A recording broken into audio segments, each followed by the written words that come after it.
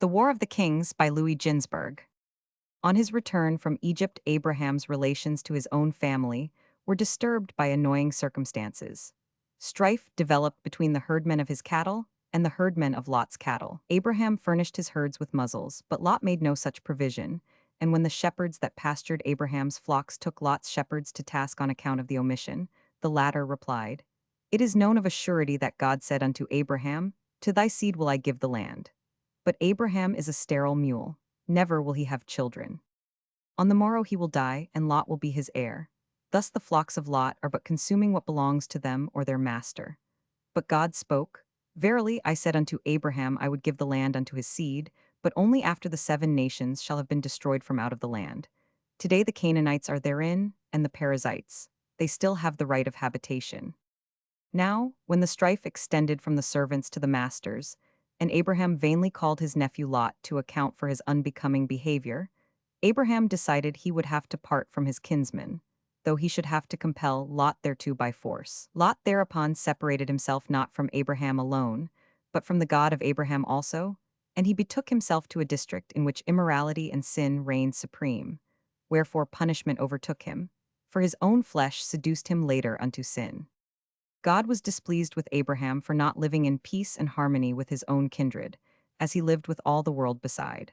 On the other hand, God also took it in ill part that Abraham was accepting Lot tacitly as his heir, though he had promised him, in clear, unmistakable words, To thy seed will I give the land. After Abraham had separated himself from Lot, he received the assurance again that Canaan should once belong to his seed, which God would multiply as the sand which is upon the seashore. As the sand fills the whole earth, so the offspring of Abraham would be scattered over the whole earth from end to end.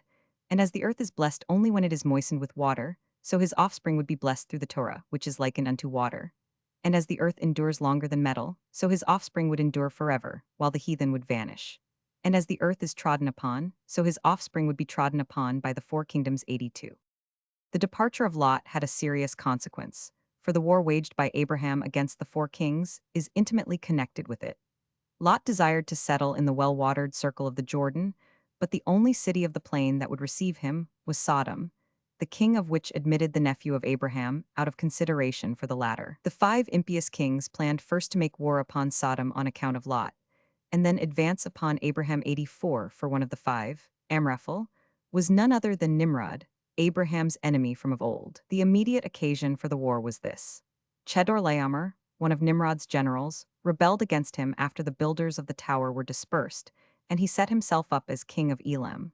Then he subjugated the Hamitic tribes living in the 5 cities of the plain of the Jordan and made them tributary.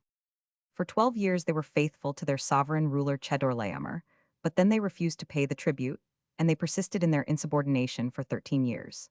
Making the most of Chedorlaomer's embarrassment, Nimrod led a host of 7,000 warriors against his former general. In the battle fought between Elam and Shinar, Nimrod suffered a disastrous defeat.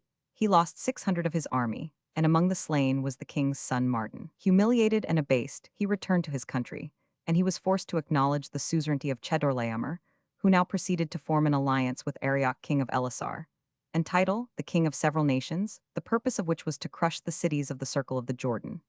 The united forces of these kings, numbering 800,000, marched upon the 5 cities, subduing whatever they encountered in their course 85 and annihilating the descendants of the giants. Fortified places, unwalled cities, and flat, open country, all fell in their hands 86. They pushed on through the desert as far as the spring issuing from the rock at Kadesh, the spot appointed by God as the place of pronouncing judgment against Moses and Aaron on account of the waters of strife. Thence they turned toward the central portion of Palestine, the country of dates, where they encountered the 5 godless kings, Bera the villain, king of Sodom, Bersha the sinner, king of Gomorrah, Shinab the father-hater, king of Admah, Shemeber the voluptuary, king of Zebim, and the king of Bela, the city that devours its inhabitants. The 5 were rooted in the fruitful vale of Siddim, the canals of which later formed the Dead Sea.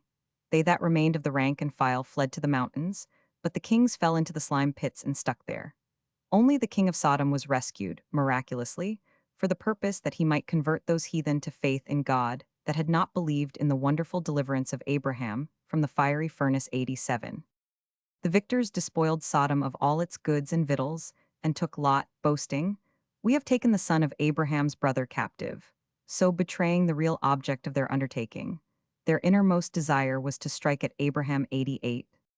It was on the first evening of the Passover, and Abraham was eating of the unleavened bread 89, when the archangel Michael brought him the report of Lot's captivity. This angel bears another name besides, Palet, the escaped, because when God threw Samuel and his host from their holy place in heaven, the rebellious leader held on to Michael and tried to drag him along downward, and Michael escaped falling from heaven only through the help of God 90. When the report of his nephew's evil state reached Abraham, he straightway dismissed all thought of his dissensions with Lot from his mind, and only considered ways and means of deliverance. He convoked his disciples to whom he had taught the true faith, and who all called themselves by the name Abraham 92, he gave them gold and silver, saying at the same time, "Know that we go to war for the purpose of saving human lives. Therefore, do you not direct your eyes upon money. Here lie gold and silver before you." Furthermore, he admonished them in these words, "We are preparing to go to war. Let none join us who hath committed a trespass, and fears that divine punishment will descend upon him." Alarmed by his warning, not one would obey his call to arms, they were fearful on account of their sins. Eliezer alone remained with him, wherefore God spake and said, "All forsook thee save only Eliezer. Verily, I shall invest him with the strength of the 318 men whose aid thou didst seek in vain." 93. The battle fought with the mighty hosts of the kings, from which Abraham emerged victorious, happened on the 15th of Nisan, the night appointed for miraculous deeds.